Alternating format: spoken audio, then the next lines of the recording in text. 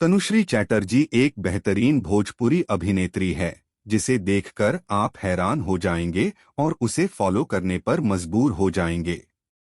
तनुश्री ने भोजपुरी सिनेमा में अपनी अदाकारी के जलवे बिखेरे हैं। वह भी सोशल मीडिया पर बहुत एक्टिव है।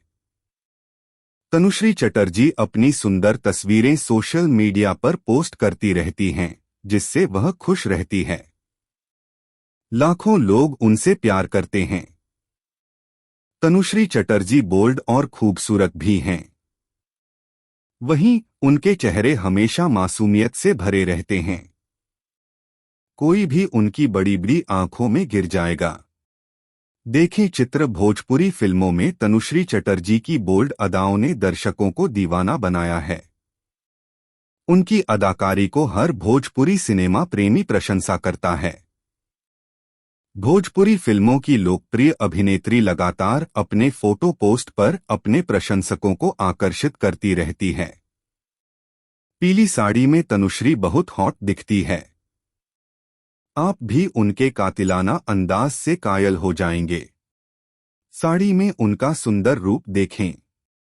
तनुश्री अक्सर अपनी सुंदर तस्वीरें सोशल मीडिया पर अपलोड करती रहती है। उनकी आकर्षक तस्वीरें काबिले तारीफ हैं।